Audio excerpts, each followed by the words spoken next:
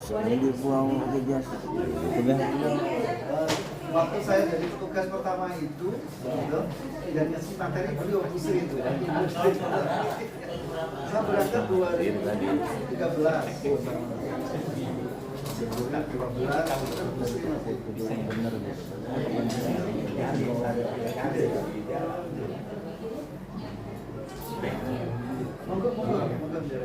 Baik, bismillah, assalamualaikum warahmatullahi wabarakatuh. Dan syukurillah, salatan wassalaman ala rasulillah. Terima kasih banyak Pak Dir, Pak Dekan, Bapak Ibu semuanya. Pertemuan ini tentu untuk menindaklanjuti yang tadi sudah kita laksanakan setelah pelantikan. Apa yang akan kita lakukan? Alhamdulillah hari ini kita bertemu dengan Direktur Bina Haji, sehingga kita coba menyelaraskan apa yang akan kita lakukan di pusat studi dengan apa yang juga dilakukan oleh Kementerian Haji secara umum. Paling tidak ada dua isu yang ingin kami sampaikan kepada Pak Direktur. Tentu nanti akan dijelaskan lebih panjang lebar mungkin dari sama Pak Dekan. Tapi paling tidak ada dua isu yang ingin kami coba tawarkan, yang mudah-mudahan ini juga bisa selaras dengan program yang ada di Kementerian Haji. Yang pertama adalah terkait dengan survei indeks, seperti halnya yang sudah kami lakukan dengan kementerian lain, dan alhamdulillah kita sudah punya best practice-nya, dan itu dipakai untuk kebutuhan kementerian tersebut yang kemudian dilaporkan ke Bappenas. Yang kedua adalah terkait dengan literasi haji yang selama ini para peneliti kami coba mencari jejak digital, itu sulit sekali menemukan literasi haji, sehingga kekosongan ini ingin dimaksimalkan oleh para peneliti di pusat studi haji. Tentunya ini juga akan selaras dengan yang pernah disampaikan oleh Pak Wamen, sehingga dua kondisi ini mudah-mudahan nanti bisa kita temukan jalan keluarnya. Untuk sementara mungkin itu, selanjutnya kami persilakan Pak Dekan untuk menyampaikan semuanya. Terima kasih. Assalamualaikum warahmatullahi wabarakatuh. Yang saya hormati Pak Direktur, Pak Dr. Afif, Pak Amir, Pak Bu Kepala Pusat Studi Haji dan Umrah, para wakil dekan, seluruh pengurus Pusat Studi Haji. Kita memanfaatkan waktu nih ya, sebelum makan siang. Tadi saya ngobrol-ngobrol supaya begini, pertemuan kita itu berdampak. Karena banyak pusat studi haji itu dibuat, tapi kemudian hanya sekedar omon-omon. Nah, tadi seperti kita diskusikan, kita tidak ingin pusat studi haji ini ada labelingnya, tapi tidak ada aktivitasnya. Ini kita ubah mindsetnya dengan rancang bangun yang kira-kira implementatif, operasional, berdampak, berkelanjutan gitu. Sehingga kita berharap pusat studi haji ini menjadi bukan hanya pionir di Indonesia, karena belum ada PT KIN dan PTN yang punya pusat studi haji. Ya, boleh cek. Nah, ini adalah kali pertama, beliau juga tahu persis. Sehingga kemarin kita pingin pionir ini punya influence yang bagus pada PT KIN khususnya dan PTN pada umumnya, untuk membuat pusat studi haji yang memang prototipenya sangat bisa dirasakan kebermanfaatannya oleh pemerintah dan oleh masyarakat. Baik, Pak Direktur, Pak Kartono, Bu Sri, ya, dan juga Bapak Ibu sekalian, saya memulai begini. Kita sudah menyusun satu prioritas. Kalau program pasti banyak, tapi prioritas itu yang kira-kira dalam waktu singkat, dalam waktu cepat, itu bisa partnership-nya itu berjalan. Tadi saya udah prolog bahwa kita ingin penyelenggaraan haji pertama oleh Kementerian Haji dan Umroh itu benar-benar bisa diukur dari sisi kepuasan dari jamaah. Makanya perlu dilakukan yang disebut dengan survei kepuasan layanan. Ini adalah amanat dari Kemenpan RB dengan dimensi-dimensi yang sudah ada standarnya. Seperti hampir seluruh kementerian diminta yang disebut dengan indeks kepuasan publik. Seperti kemarin yang tadi Pak Amir kasih prolog, kita baru menyelesaikan Pak Direktur survei tentang indeks kepuasan publik pada penyuluh se-Indonesia. Kebetulan kita bikin kemarin di 34 provinsi. Karena 4 provinsi tidak punya kanwil Kementerian Agama. Contohnya adalah Papua Barat. Nah, ini kebetulan karena akan ada penyelenggaraan haji pertama oleh Kemenhaj, dan pasti Kemenhaj diminta juga yang disebut indeks kepuasan publik, maka kami menawarkan nih Pak Direktur, gimana kalau kita mengeksekusi survei tentang indeks kepuasan publik dalam konteks ini adalah jamaah haji tahun ini. Tadi beliau udah bicara soal teknis, apakah Kemenhaj perlu bersurat gitu kan ke kita. Sebenarnya bisa lebih simpel, yaitu kita udah buatkan proposal indeks kepuasan publik, nanti tinggal dari Kemenhaj mungkin bisa memfollow up dengan menjawab apakah memang akan dieksekusi. Syukur kalau itu bisa dieksekusi sehingga Kemenhaj punya yang disebut dengan indeks kepuasan publik pertama untuk jamaah haji tahun 2026, dan kita bisa survei di 38 provinsi yang jamaahnya menyelenggarakan ibadah haji. Nah, nanti proposalnya sedikit highlight aja oleh tim, ya kan, karena udah kami siapkan. Kalau misalnya Pak Direktur setuju, nanti bisa follow up pertemuan di Kementerian Haji dan Umroh, bisa kami beraudiensi khusus untuk penyusunan indeks ini, sehingga kemudian bisa nanti kalau klop, itu bisa berjalan, timelinenya bisa dimulai dijalankan pada saat haji dan umrohnya itu berjalan, jadi nanti pada saat dan setelah. Biasanya indeks kepuasan publik itu dilakukan setelah layanannya diberikan. Indeks kepuasan publik itu biasanya dilakukan surveinya setelah penyelenggaraan ibadah hajinya berlangsung. Tapi dalam prosedur riset ada paling tidak 3 tahap yang harus dilakukan sebelum hajinya selesai. Yaitu apa? Pertama, penyusunan instrumen. Nah, ini penyusunan instrumen harus didiskusikan dengan Kemenhaj. Kami sudah punya instrumennya, tapi kalau cocok atau tidak, itu polisinya ada di Kemenhaj. Makanya dimensi-dimensi yang kami susun, kalau misalnya sudah oke, tinggal Kemenhajnya kasih green light, ya kan? Itu penyusunan instrumen pasti dilakukan sekarang. Yang kedua adalah pilot test. Itu juga harus dilakukan, pilot test itu sebelum kita turun ke lapangan. Pilot test bisa kita lakukan pada saat jamaah haji berlangsung. Ya, misalnya kita ambil Jabodetabek sebagai pilot test. Baru setelah pilot test kita menentukan proporsi wilayah dan daerah yang menjadi sampling atau teknik pengambilan sampel dari survei indeks kepuasan publik yang dilakukan. Nah, 3 itu Pak Dir. Jadi kita harus menentukan daerah mana sehingga kemudian sampai yang disebut dengan respondensinya kita dapat. Nah, biasanya kita menggunakan yang paling sederhana multi-stage random sampling.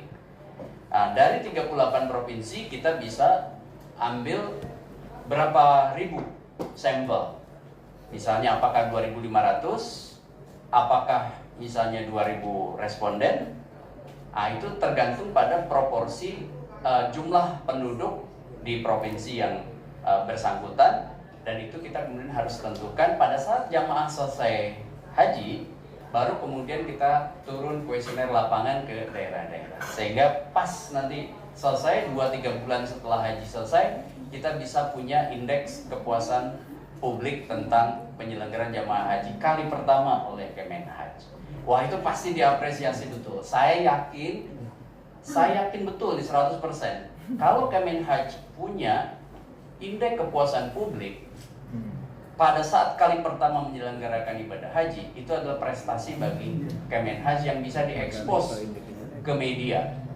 Seperti apa dan poinnya apa aja yang harus diperbaiki di mana aja, dan overall bagaimana publik merasakan kepuasan mereka tentang penyelenggaraan ibadah haji. Nah, itu Pak Direktur. Yang kedua, nah ini idenya sebenarnya dari Bu Sri untuk menyelenggarakan literasi haji di berbagai daerah, ya kan? Ada program misalnya yang bagus, namanya Sinergi Literasi Haji Nasional, gitu ya. Sinergi Literasi Haji Nasional, bahkan bisa juga besok-besok dikembangkan internasional, untuk kelompok-kelompok yang memang membutuhkan literasi haji. Itu kita bisa pilot projectnya dimulai dari Pusat Studi Haji UIN Syarif Hidayatullah Jakarta. Kemudian kita bisa libatkan UIN PTKIN di berbagai daerah dengan orkestrasi dari Pusat Studi Haji UIN Jakarta untuk memberi semacam literasi haji secara terukur. Ya, literasi haji secara terukur. Misalnya soal penyelenggaraan ibadah haji untuk kelompok muda seperti Gen Z dan milenial, atau kelompok rentan, gitu. Nah, itu bisa diselenggarakan literasi haji. Ya, termasuk kelompok rentan itu kelompok disabilitas. Untuk tahun ini kita bisa menyelenggarakan literasi haji di beberapa titik Nusantara.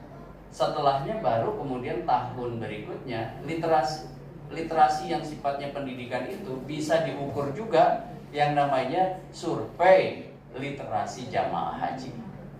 Karena kita nggak mungkin melakukan survei literasi jamaah haji kalau program literasinya tidak diberikan. Nah, itu syarat untuk survei literasi haji, ada program literasi haji yang diberikan. Kira-kira 2 program prioritas itu menurut saya bisa jadi konsen kita. Tadi beliau Pak Dir sudah setuju dalam beberapa hal, tinggal teknisnya ini kita bicarakan dalam 5-10 menit ke depan sebelum kita makan siang. Yang terakhir, tadi soal penunjukan petugas haji, memang itu jadi sedikit perbincangan di bawah. Saya bayangkan begini, di Pusat Studi Haji ini banyak pakar haji, mengetahui fikih haji, kemudian punya kemampuan mendampingi jamaah haji dengan segala macam dimensinya. Ini banyak sekali pakar, contoh Pak Kartono, Bu Mastana, Pak Hamid, Pak Rajali, Bu Sri. Tapi masalahnya adalah yang disebutkan penunjukan langsung itu. Nah, ini mungkin bisa modelnya adalah salah satunya adalah memprioritaskan juga pusat studi haji seperti ini. Jadi bisa saja ada kuota misalnya spesifik yang diberikan pada pusat studi haji 1-2 orang yang sangat kompeten dan sudah tadi hisapnya diberikan pada penanggung jawab. Itu untuk memberi rekomendasi pada Kemenhaj supaya kemudian teman-teman yang direkomendasikan itu tidak karena hanya salah satu dimensi seperti wawancara gitu, itu kemudian gugur gitu. Nah, ini mungkin afirmatif istilahnya. Jadi kami mendorong afirmatif penunjukan petugas haji. Nah, 3 poin ini mungkin penting.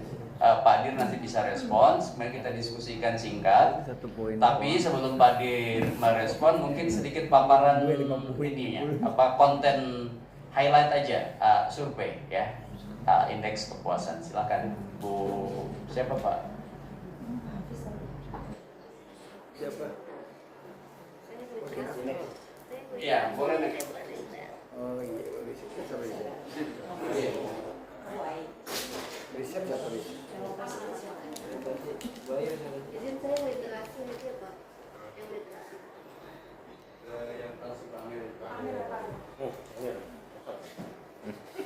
Baik, Langsung ketua. Penunjukan. ini konteks tentang survei nasional indeks kepuasan publik terhadap pelayanan bimbingan ibadah haji. Next. Saya kira latar belakang kita sudah selesai. Kita lanjut. Oke, rumusan masalahnya. Ya, ada 3 poin besar. Yang pertama, bagaimana indeks kepuasan publik ini bisa dilihat secara utuh. Yang kedua adalah untuk melihat tingkat layanan bimbingan haji.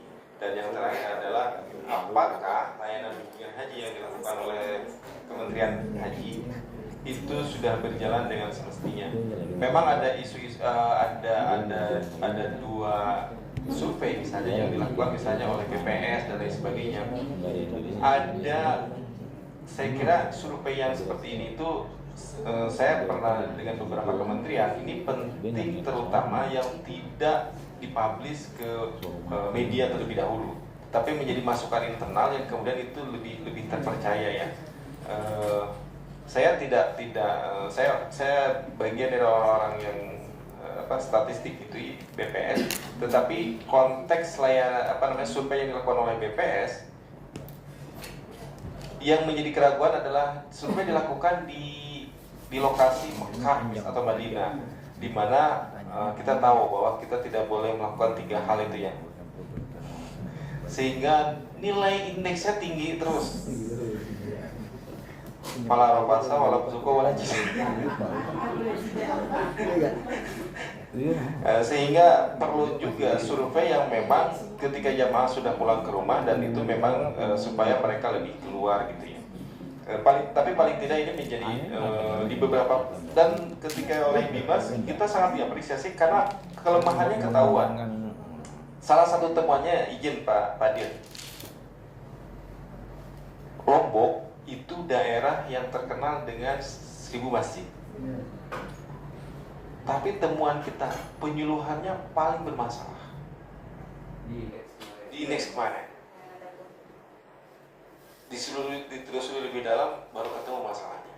Saya nggak bisa bicara dalamnya orangnya gitu, rahasia lembaga. Tapi paling tidak dengan hasil ini itu ketahuan, dan beberapa wilayah yang lain itu hasil temuan kita beberapa yang nilainya kurang bagus itu semuanya dibenarkan.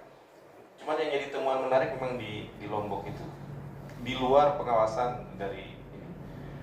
Oke, silahkan dilanjut. Oke, saya kira ini lanjut. Jumlah respondennya kita menggunakan seperti halnya quick count, itu minimal 1.200 responden yang terbagi ke misalnya kalau ada beberapa wilayah kanwil yang kanwilnya tidak ada, kanwil Kemenhajnya, maka itu akan disatukan dengan yang melaksanakan. Misalnya kalau Kementerian Haji 38 provinsi atau tidak semua ya, Pak Dir ya? Tidak semua. Ada beberapa yang disatukan ya.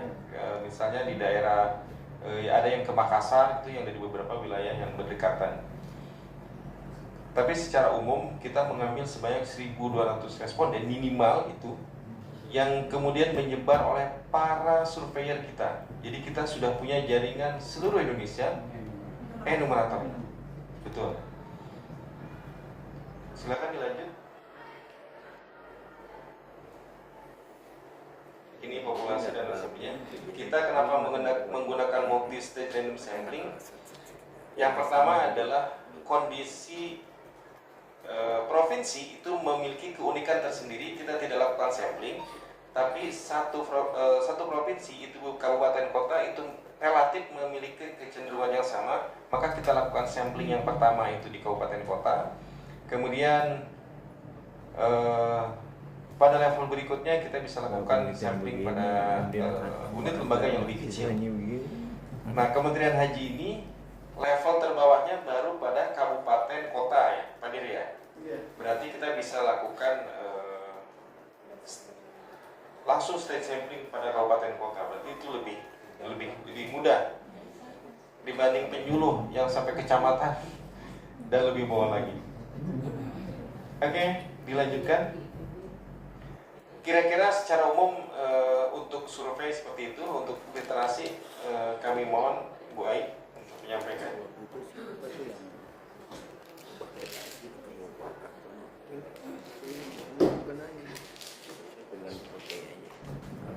Baik, mohon izin Pak Dekan, seluruh dekanat dan Bapak Ibu pengurus pusat studi haji dan umroh yang kami muliakan, serta Pak Direktur Pak Dr. Afif, izin sekilas menyampaikan program terkait dengan program sekolah literasi haji Pusat Studi Haji dan Umroh.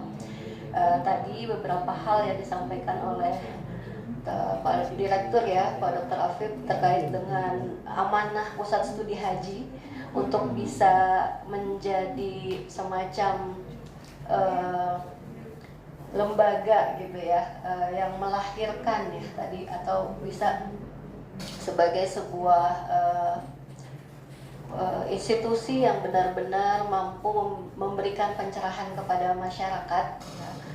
Kami juga berharap dan mohon bimbingannya dari Pak Direktur bagaimana supaya Pusat Studi Haji ini bisa melahirkan beberapa program yang betul-betul bisa meningkatkan tingkat literasi para jamaah haji di Indonesia. Nah, memang ada beberapa poin permasalahan yang kami garis bawahi. Pertama, bahwa program literasi itu tidak sebaiknya dilakukan secara berkelanjutan, integratif dan komprehensif. Yang selama ini dilakukan misalnya manasik pada saat ingin haji saja itu dianggap kurang memadai, dan juga secara pemetaan kelompok hajinya disamaratakan itu mungkin butuh beberapa kajian untuk bisa disesuaikan dengan kelompok-kelompok dari jamaah hajinya. Tadi prioritas utama dari Pusat Literasi Haji ini adalah bagaimana kita mempertemukan tri sukses haji dengan yang tadi disampaikan Bu Dr. Tanah terkait dengan tri dharma gitu ya, mempertemukannya diantaranya dengan sekolah literasi haji ini. Ada 3 kelas utama yang akan menjadi fokus utama di program ini tahun ini. Yang pertama adalah sekolah haji muda, di mana milenial kita nih gelombang hajinya itu sudah luar biasa. Jadi pada saat ada one ticket itu, wah enak nih kalau dapat one ticket gitu ya, karena mereka udah sering dapat one ticket itu berhasil. Cuma yang tua bagaimana ini ya, bukan tua ya, mohon maaf, yang senior. Jadi ada juga kelas haji untuk lansia, dan tentu kita karena UIN ini memiliki salah satu perguruan tinggi yang sangat concern dengan inklusivitas, kita juga punya kelas untuk haji disabilitas. Dan ini mudah-mudahan 3 program ini bisa kita laksanakan secara kolaboratif dengan Kementerian Haji dan Umroh. Dan mudah-mudahan ini mohon arahannya juga supaya ini bisa berkelanjutan. Di tahun ini kami mengusulkan untuk 5 provinsi terlebih dahulu, dan di mana nanti butuh arahan juga kira-kira provinsi mana yang akan menjadi pilot project ya. Kelanjutan dari program literasi ini adalah kita berharap bisa mendukung Kementerian Haji melahirkan yang disebut tadi oleh Pak Dr. Arif itu policy brief, supaya tadi kalau ada kajian-kajian yang ingin dikuatkan gitu ya secara akademis, misalnya tadi tentang DAM begitu ya, kemudian istitoah dan seterusnya, ini kita juga bisa berbasis evidence ya, nggak cuma riset biasanya kan akademis teoritis, tapi juga secara praktik kita sudah lihat di lapangan. Mungkin mohon izin Pak Dekan dan seluruh Bapak Ibu pengurus pusat studi haji, pemaparan singkat dari Departemen Literasi dari saya cukupkan. Assalamualaikum warahmatullahi wabarakatuh. Tergantung Pak Puji Sun. Baik, terima kasih Bapak Ibu. Saya kira kita sudah menyampaikan hajat kita, jadi kita mohon kesediaannya Pak Dir mungkin untuk merespon. Terima kasih. Izin, Prof. Assalamualaikum warahmatullahi wabarakatuh. Prof. Gun yang saya hormati dan Bapak Ibu semuanya.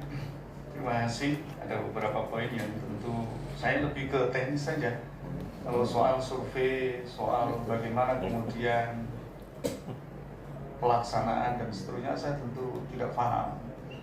Yang kami butuhkan justru memang hari ini adalah bagaimana kalau kemudian indeks kepuasan publik atau indeks kepuasan masyarakat ini bisa disajikan, tentu kami diuntungkan. Kami kementerian baru ini hari juga ditantang oleh Bappenas, oleh Kementerian Keuangan kaitan dengan perhitungan tukin kami. Jujur saja ini, jadi ini kan sering mutualisme ya. Kasihan. Mutualisme banget ya, jadi kami hari ini itu masih wait and see itu karena PP kami ajukan ada salah satu prasyarat. Kami tentu akan bisa memperhitungkan berapa persen yang harus bisa kami cairkan. Apakah bisa permohonan kami langsung 100% sebenarnya. Nah, akan bisa diterima kalau kemudian ada indikator ukuran yang kebaca oleh teman-teman yang ada di sana. Layak nggak ini 100 lah. Salah satu di antaranya saya yakin adalah apa yang baru saja Prof. Gun sampaikan. Jadi kalau ini berhasil dan ternyata indeksnya bagus, gitu kan? Mohon maaf nih, agak membuat kanalisasi. jadi berdampak itu ya berdampak bagi masyarakat, tetapi ada yang berdampak secara fundamental itu bagi kami adalah ke dalam, gitu kan? Jadi kalau panjenengan dan bahasa di luaran sana yang memang berdampak untuk masyarakat, tetapi di ruangan ini ada kanalisasi dari kami berdampak secara sistemik bagi kami yang ada di dalam. Jadi, dan saya yakin Prof. Gun dan Bapak Ibu semuanya sudah bisa menangkap secara baik pesan saya yang tak tertulis ini, ya, agar kemudian mampu berdampak secara baik bagi kami yang ada di dalam, karena kami saat ini masih menggunakan grid booking itu dari lembaga asal. Jadi kalau saya itu masih menggunakan grid booking eselon 3.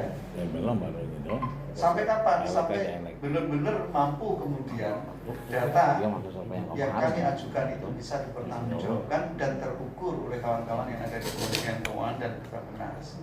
Maka salah satu di antaranya kami menyambut baik. Jadi ketika tadi saya WA dengan Pak Dirjen kaitan dengan ini, dan kami sampaikan tadi langsung apa kita bisa beraudiensi Bapak sambil itu minggu ini sudah akan bisa diagendakan, kalau memungkinkan Selasa atau Rabu nanti sambil saya berketok dengan Prof. Gun, kalau bisa Selasa atau Rabu sebelum hajian sudah selesai dan kemudian nanti bisa langsung jalan.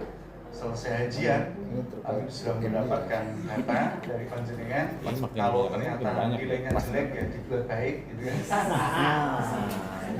Bahaya itu. Jadi kalau jelek ya dibuat baik, karena jeleknya panjenengan itu berdampak sistemik bagi kami. Boro-boro nanti bisa 100%, gitu kan? Ya, nanti turun malah lebih parah lagi waktu di Kementerian Agama kan malah repot. Kalau di Kemenang kan kami sudah bisa 70, ya kan, 80%. Apa sayangnya nanti kita di sini malah turun menjadi 50%, gitu kan? Nah, itu kan yang salah panjenengan tidak mampu menggaiden kami untuk bisa menjadi 100%. Jadi monggo nanti teknisnya seperti apa. Kalau kemarin proposal sudah ada atau kalau memang ini harus kami bawa, kami belum tahu persis. Tapi paling tidak indeks kepuasan ini menjadi salah satu entry point bagi kami untuk bisa kami mendapatkan tukin kami 100% atau tidak. Salah satu diantaranya. Yang kedua, BPS kemarin baru kita gandeng juga, karena juga menjadi salah satu ya dari sekian banyak itu kita punya kepentingan. Mohon maaf nih Pak Kartono dan sama Bu Sri yang Kemenang, nilai pada indeks ya yang disajikan oleh BPS itu kan kemarin nilainya sudah tinggi itu. Tinggi banget itu, 9 berapa itu kan. Ini tentu menjadi pertaruhan secara emosional bagi kami yang ada di dalam Kemenhas. Kalau kemudian turun itu kan juga jadi satu persoalan, meskipun kita bisa menjawab dengan narasi lain, indikator yang dipakai berbeda bisa jadi. Tapi terlepas daripada itu, masyarakat kan sederhana cara menilainya, mengukurnya. Kemarin tuh nilainya 9, sekarang dengan Kemenhas menjadi 8, itu kan jadi persoalan.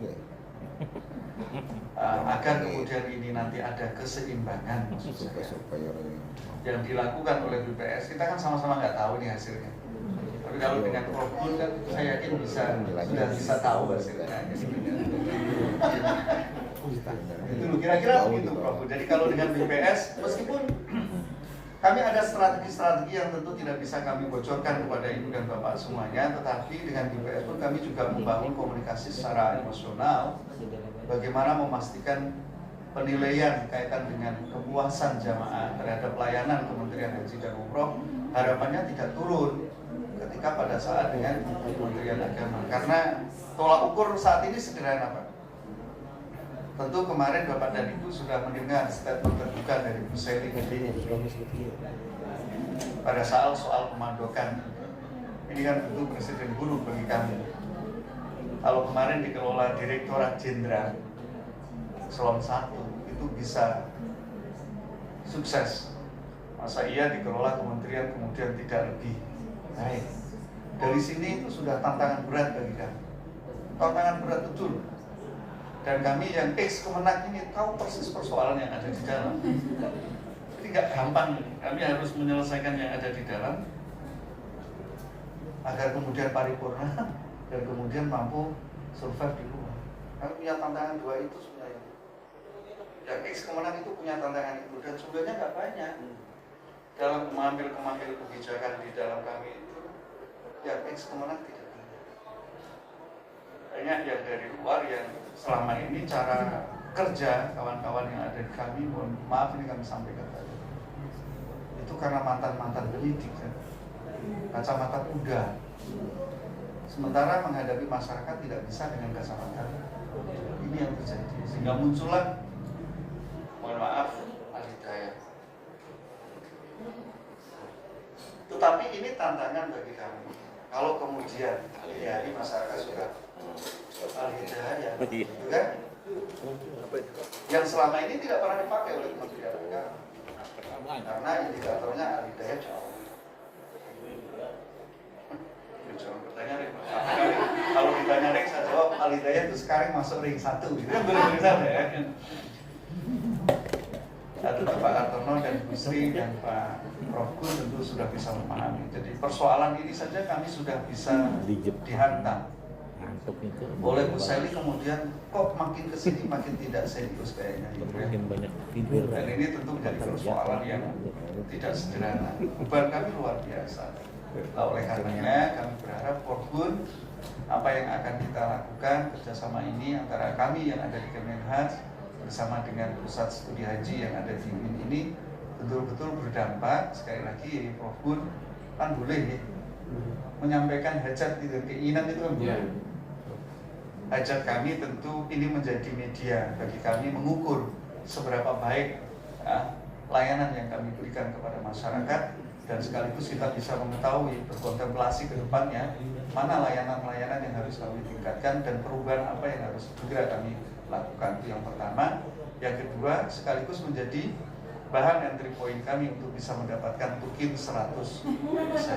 Jujur, ini poin yang kedua harus saya sampaikan. Artinya hajat yang kami sampaikan ini tentu tidak kami tutup-tutupi, tapi itulah realitas yang saat ini harus kami hadapi. Satu, memastikan layanan ini tidak lebih buruk pada saat hanya dipegang sekelas Direktorat Jenderal. Sekelas Eselon 1 ini sudah kementerian, harusnya transformasi ke arahnya ke sana, menuju ke arah yang lebih baik di semua lini. Tetapi dengan munculnya al-hidayah, kata orang di warung kopi, ini tidak lebih baik soal pemondokan. Ini tentu sudah terjun payung bagi omongan warung kopi. Tetapi kami punya tanggung jawab memastikan omongan warung kopi itu tidak akan terbukti. Meskipun dari segi jarak kami sudah kalah Pak. Tetapi kan kami belum bertempur nih kan, masih perang itu kan, masih belum tentu nanti di medan laga kita kalah. Harapannya begitu, dan kita berdoa betul Allah benar-benar ridho gitu kan. Karena sebaik apapun perencanaan, ketika Allah tidak ridho ya semuanya tak ada hasil. Karena saya yakin yang punya gawe, kalau orang Demak bilang itu Pak Kartono, ini yang punya gawe, yang punya hajat itu sesungguhnya Allah. Dan kita hanya menjadi, maaf ya, hanya among tamu. Jadi yang punya hajat sesungguhnya Allah. Jika Allah sudah tidak ridho ya, sebaik apapun among tamu itu bekerja ya hasilnya pasti tidak baik. Tapi kalau kemudian Allah ridho, kerja kita nggak terlalu maksimal, ya tetap nanti di mata umat yang lain itu bisa menjadi sangat baik kan. Dan harapan kita hanya itu saat ini, karena kita sudah zona 5 kita ambil, Al-Hidayah kita ambil, itu sudah ada pembanding yang secara hitungan angka itu nilai kita sudah turun, Pak. Gitu. Zona 5 diambil, Al-Hidayah diambil, itu sudah turun nilai kita. Tapi semoga Allah ridho dan nilai yang turun di awal ini ditutupi sehingga orang menilai di luar sana nilai kita menjadi sangat mumtaz. Hidup Kevin. Jadi ngoten praktisnya kami tunggu ini langsung sudah dijawab oleh Prof Dirjen, Pak Dirjen kami Prof. Ada petunjuk untuk waktu. Monggo kapan panjenengan siap? Kami akan siap setiap saat. Pokoknya direknya Prof Gun aja nanti jenengan komunikasikan. Prof Gun siapnya kapan kami diinfo, segera kami akan siapkan terkait dengan tempat, waktu dan seterusnya. Sehingga nanti kita bisa bicarakan secara lebih detail bagaimana mekanisme pelaksanaan survei ini. Dan kami berharap ya pilihan sampelnya nanti benar-benar dimitigasi dari awal, jangan sampai kemudian pilihan sampelnya itu sudah nggak terlalu suka dengan kita gitu. Jadi paling tidak kalau Jawa itu ya ini hari yo Jawa ya jangan Jawa yang Pantura. Kalau Jawa Pantura berat Pak kami. Saat ini kami berhadapan dengan persoalan dam. Ini kan kami sudah luar biasa.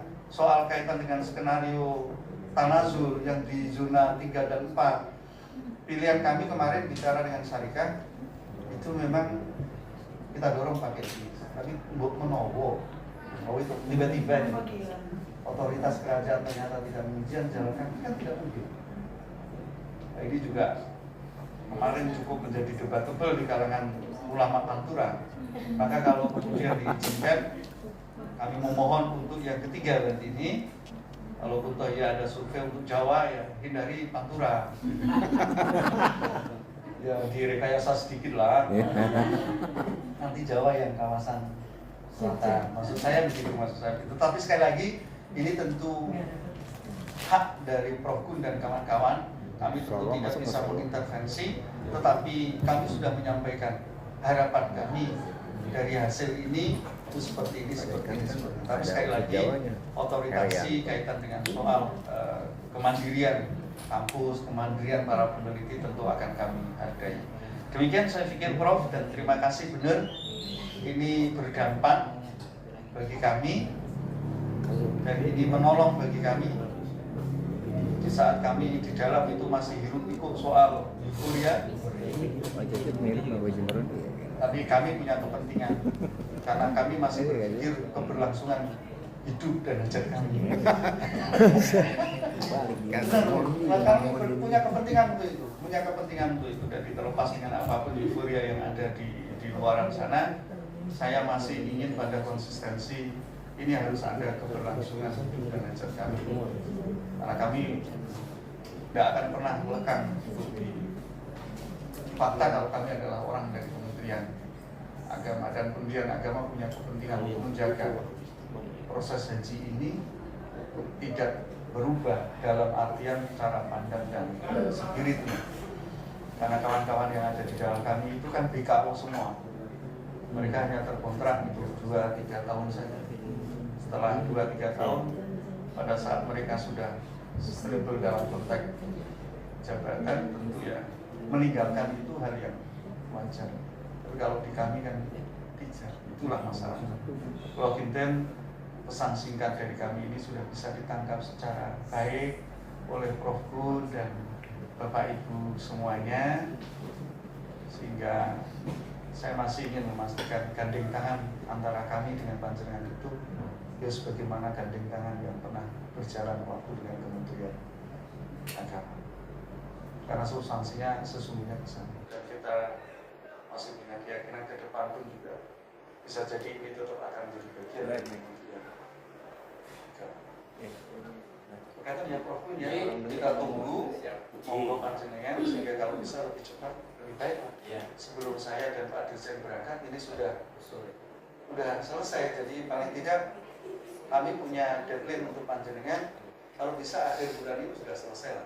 sudah benar-benar kita sudah running aja. Jadi kalau sudah bulan depan sudah nggak mungkin kayaknya. Ini kan kalau sampai akhir bulan kami dengan Pak Dirjen masih di Tanah Air, kalaupun toh ada yang ke sana paling juga masih bolak-balik. Tapi kalau sudah bulan Mei, kayaknya sudah full stay kita di sana gitu. Masa akan dilanjutkan nanti setelah haji yang selesai itu kan. Jadi kita masih punya waktu beberapa minggu ke depan. Momentumnya lewat. Nanti di Haji Tanah Abang. Matur nuwun. Assalamualaikum warahmatullahi wabarakatuh. Saya sedikit merespon 2 menit aja sampai sebelum kita makan siang. Pertama, saya usul Pak Dir untuk audiensi mungkin bisa diusulkan terlebih dahulu Selasa jam pukul 2 gitu atau 13.30. Opsinya Selasa, nanti kita audiensi dari tim Pusat Studi Haji ke Kementerian Haji pukul 13.30. Selasa depan, bukan Selasa besok. Oh, Selasa depan. Iya, 21. Tapi terlalu mepet ya dengan Asal kemudian kloter besok kan itu belum. pertemuan sudah langsung fix gitu. Iya. Ya. Ini kalau proposalnya ini nanti kita bekalin Pak Dir. Ini udah siap 2 proposal, riset sama literasi program haji. Diterima dulu aja ya. Ya, betul-betul. Baru jeli. Ini udah apa yang tadi disampaikan panjang lebar udah ada di sini. Ya.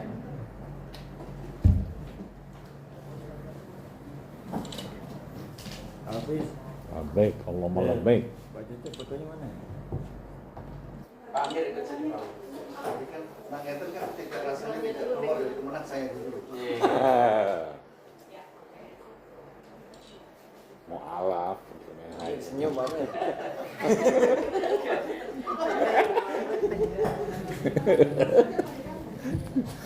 Iya sih nggak keluar dari kapan iya. Mau alaf dia bela aja. Bukan yang dari luar yang mau awal. Gitu.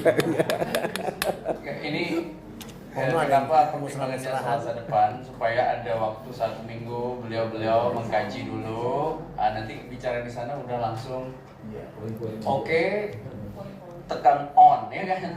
Nah itu jadi langsung kebetulan 22 kan udah mulai berangkat jamaah. Jadi pas banget menurut saya sih. Jadi 21 tuh hari Selasa kita coba upayakan, mudah-mudahan ini tadi kalau ditanya sudah teknisnya, itu sudah tinggal 1 minggu ini mungkin di Kemenhaj di internalnya membincang. Oke, kalau setuju kita Selasa itu kita tekan MOU ya kan, MOE antara kita Pusat Studi Haji dengan Kemenhaj. Itu dalilnya. Insya Allah lah ini untuk kebaikan bersama karena riset ini bukan hanya soal angka tapi juga soal kita bisa memitigasi ke depan tahun-tahun depan itu problem-problem hotspotnya ada di mana, daerah-daerah yang mungkin responnya kurang bagus seperti tadi indeks kepuasan publik di NTB itu kan akhirnya jadi kebijakan di Rakornas Kemenak untuk ditambah penyuluh dalam sistem penerimaan CPNS. Karena penyuluhnya ternyata kurang kan gitu. Itu langsung jadi mitigasi ke depan.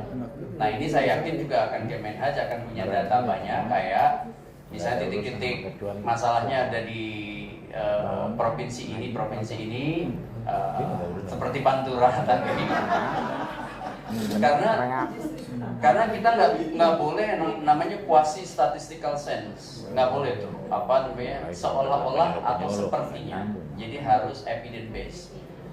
Saya yakin mitigasi persoalan untuk program itu juga salah satunya bisa mengacu kepada indeks kepuasan publik ini. Jadi tidak semata-mata soal angka. Prinsipnya peneliti itu boleh salah, tapi dia tidak boleh bohong. Tapi ada beberapa hal yang tadi Pak Dir udah kita tangkap sinyal kuatnya. Ya ini soal bagaimana memetakan persoalan, ya kan? Dan persoalan itu tentu penting bagi Kementerian Haji supaya kemudian Kementerian Haji bisa eksis jauh lebih baik dan baik lagi. Gitu. Saya pikir di situ titik temu. Demikian Bapak Ibu teman-teman sekalian, saya yakin insya Allah